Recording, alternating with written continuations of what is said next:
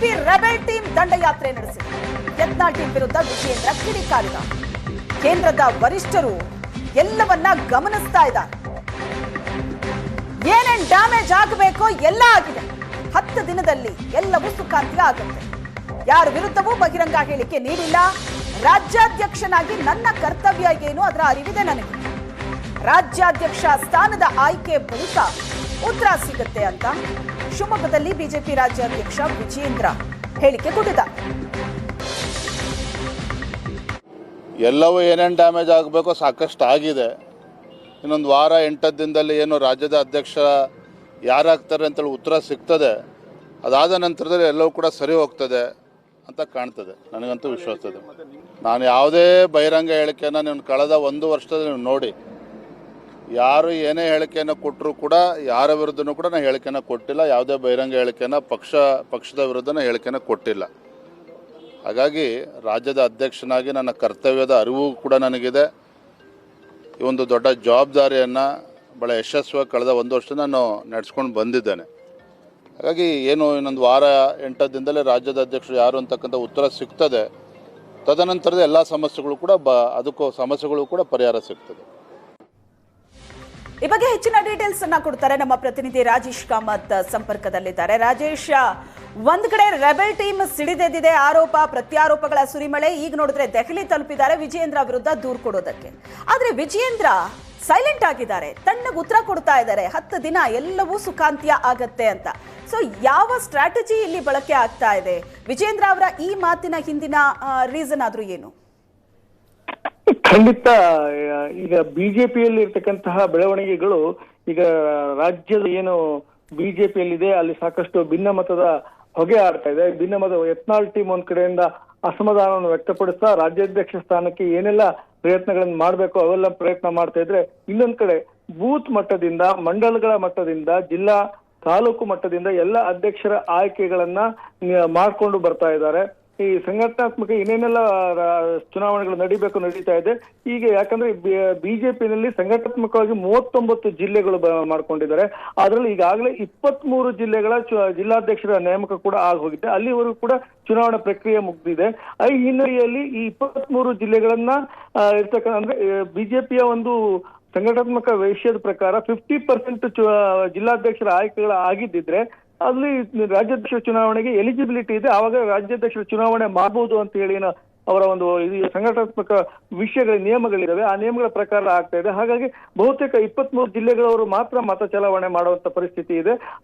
ಒಂದು ವೇಳೆ ಅವೆಲ್ಲ ಚಲಾವಣೆ ಮಾಡಿದ್ರೆ 23 ಜಿಲ್ಲೆಯ ಜಿಲ್ಲಾಧ್ಯಕ್ಷರು ಹಾಗೂ ಅಲ್ಲಿ ಜಿಲ್ಲೆಯ ಪ್ರತಿನಿಧಿಗಳು, ರಾಜ್ಯ ಪ್ರತಿನಿಧಿಗಳು ಅಂತ ಹೇಳಿದ್ದಾರೆ, ಅವರು ಮತ ಚಲಾವಣೆ ಮಾಡ್ತಾರೆ. ಬಹುತೇಕ ಎಲ್ಲವೂ ಕೂಡ ವಿಜೇಂದ್ರರ ಪರವಾಗಿದ್ದಾರೆ. ಹಾಗಾಗಿ ವಿಜೇಂದ್ರ ಯಾವುದೇ ರೀತಿಯಿಂದ ಒಂದು ಒತ್ತಡಕ್ಕೆ ಒಳಗಾಗಿಲ್ಲ. ಹಾಗಾಗಿ ಅವರು ನಾನೇ ಮತ್ತೆ ರಾಜ್ಯಾಧ್ಯಕ್ಷನಾಗಿ ಮುಂದುವರಿತೀನಿ ಅನ್ನೋ ಒಂದು ವಿಶ್ವಾಸವನ್ನು ಇಟ್ಕೊಂಡಿದ್ದಾರೆ. ಯಾಕಂದ್ರೆ 23 ಜಿಲ್ಲೆಗಳ ಜಿಲ್ಲಾಧ್ಯಕ್ಷರು ಮತ್ತೆ ಜಿಲ್ಲೆಯ ರಾಜ್ಯ ಪ್ರತಿನಿಧಿಗಳು ಮತ ಚಲಾವಣೆ ಮಾಡೋ ಹಂತದಲ್ಲಿ ಉಳಿದಿರ್ತಕ್ಕಂತಹ ಏನೊಂದು 16-17 ಉಳಿದಿದೆ ಬಾಕಿ ಸಂಘಟನಾತ್ಮಕ ಜಿಲ್ಲೆ, ಅವ್ರು ಯಾರು ಕೂಡ ಮತ ಚಲಾವಣೆ ಹಕ್ಕು ಇರೋದಿಲ್ಲ. ಹಾಗಾಗಿಯೇ ಯತ್ನಾಳ್ ಟೀಮ್ ಸಾಕಷ್ಟು ತೊಂದರೆಯನ್ನು ಅನುಭವಿಸ್ತಾ ಇದೆ ಅಂತ ಹೇಳ್ಬೋದು. ಹಾಗಾಗಿ ಹೊಸದಾಗಿ ಮತ್ತೆ ಜಿಲ್ಲಾಧ್ಯಕ್ಷರ ನೇಮಕ ಮಾಡಿ ಆ ಚುನಾವಣೆ ಸರಿಯಾಗಿಲ್ಲ ಅಂತ ಹೇಳುವಂತದ್ದಾಗ್ಲಿ, ರಾಜ್ಯಾಧ್ಯಕ್ಷರನ್ನ ನೀವು ನೇಮಕ ಮಾಡ್ಬೇಕಾದ್ರೆ ನಮ್ಮನ್ನು ಪರಿಗಣಿಸಿ ಅಂತ ಹೇಳುವಂತದ್ದಾಗ್ಲಿ. ಯಾಕಂದ್ರೆ ಚುನಾವಣೆ ನಡೀಲಿ ಅಂತೇಳಿ ವಿಜೇಂದ್ರ ಕೂಡ ಒಂದು ಸಹಮತವನ್ನು ವ್ಯಕ್ತಪಡಿಸಿದ್ದಾರೆ. ಯಾಕಂದ್ರೆ ಚುನಾವಣೆ ನಡೆದ್ರೇನೆ ಅವ್ರ ಕಡೆಯಿಂದ ಯಾರನ್ನೇ ಕ್ಯಾಂಡಿಡೇಟ್ ಹಾಕಿದ್ರು ಕೂಡ ಈಗ ಬಹುತೇಕ ಎಲ್ಲರೂ 90% ವಿಜೇಂದ್ರ ಪರವಾಗಿ ಮತ ಚಲಾಯಿಸುವ ವಾತಾವರಣ ಇರೋ ಹಿನ್ನೆಲೆಯಲ್ಲಿ ಈ ಏನು ಭಿನ್ನಮತ ಏನ್ ಇವರು ಮಾಡ್ತಾ ಇದ್ದಾರೆ ಯತ್ನಾಳ್ ಟೀಮ್, ಅದಕ್ಕೆ ಯಾವುದೇ ರೀತಿಯ ಮಹತ್ವ ಸಿಗೋದಿಲ್ಲ. ಮತ್ತೆ ಅವ್ರ ಆಟ ನಡೆಯೋದಿಲ್ಲ ಅನ್ನೋದು ಇಡೀ ರಾಜ್ಯಕ್ಕೆ ಗೊತ್ತಾಗುತ್ತೆ, ಹೈಕಮಾಂಡ್ಗೂ ಗೊತ್ತಾಗುತ್ತೆ ಅನ್ನೋದು ಒಂದು ವಿಶ್ವಾಸ ವಿಜೇಂದ್ರ ಅವರಿಗಿದೆ. ಹಾಗಾಗಿ ಈ ಸ್ಟ್ರಾಟಜಿ ಮಾಡಿಕೊಂಡು ಅವ್ರು ಖಂಡಿತವಾಗೂ ನಾನು ಯಾರ ವಿರುದ್ಧವೂ ಈಗಾಗಲೇ ಅವ್ರು ಏನೇ ಬಹಿರಂಗ ಹೇಳಿಕೆ ಕೊಟ್ಟರು ನಾನು ಕೊಡ್ತಾ ಇಲ್ಲ, ನಾನು ಕೂಡ ಒಂದು ರೀತಿಯ ಕರ್ತವ್ಯವನ್ನು ನಿಭಾಯಿಸ್ತಾ ಇದ್ದೀನಿ, ರಾಜ್ಯಾಧ್ಯಕ್ಷನಾಗಿ ಏನು ಕರ್ತವ್ಯ ಮಾಡಬೇಕಾದ ಅರಿವು ನನಗಿದೆ. ಸಂಘಟನೆಯ ತಳಮಟ್ಟದಿಂದ ಈಗಿನ ರಾಜ್ಯ ಮಟ್ಟದವರೆಗೂ ಮತ್ತು ಬಿಜೆಪಿ ಕಾರ್ಯಕರ್ತರು, ರಾಜ್ಯದ ಜನತೆ ಹಾಗೂ ಸಂಸದರು, ಶಾಸಕರು ಏನಿದ್ದಾರೆ ಇವರೆಲ್ಲರೂ ಕೂಡ ನನ್ನ ಕರ್ತವ್ಯವನ್ನ ಕಾರ್ಯವೈಖರಿಗೆ ಮೆಚ್ಕೊಂಡಿದ್ದಾರೆ ಅನ್ನೋ ಹೇಳುವ ಮೂಲಕ ರೆಬೆಲ್ ಟೀಮ್ಗೆ ಟಾಂಗ್ ಕೊಟ್ಟಿದ್ದಾರೆ. ಹಾಗಾಗಿ ರೆಬೆಲ್ ಟೀಮ್ ನಾನು ಕೇಳಬೇಕು ಅಂತಿದ್ದೆ, ಈಗ ವಿಜೇಂದ್ರ ಅವರು ಇಷ್ಟು ಸೈಲೆಂಟ್ ಆಗಿದ್ದಾರೆ, ತಣ್ಣಗಿದ್ದಾರೆ, ವಿಜೇಂದ್ರ ಅವರ ಕಾನ್ಫಿಡೆನ್ಸ್ ಏನು ಅಂತ.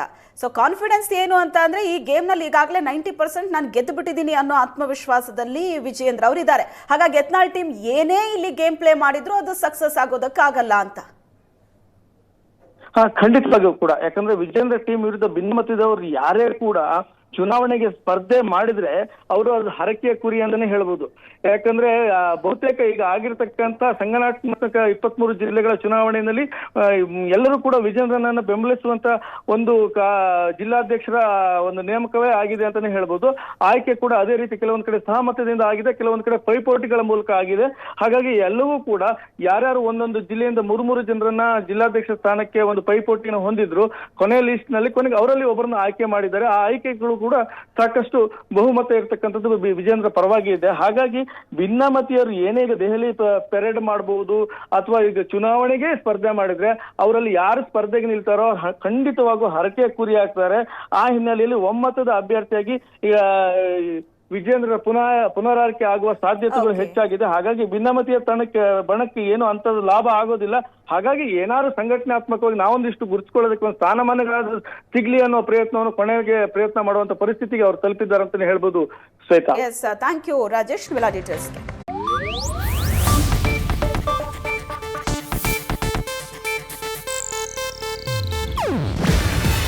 ಇದು ಏಷ್ಯಾನೆಟ್ ನ್ಯೂಸ್ ನೆಟ್ವರ್ಕ್ ಪ್ರಸ್ತುತಿ. ನೀವು ನೋಡ್ತಿದ್ದೀರಾ ಏಷ್ಯಾನೆಟ್ ಸುವರ್ಣ ನ್ಯೂಸ್.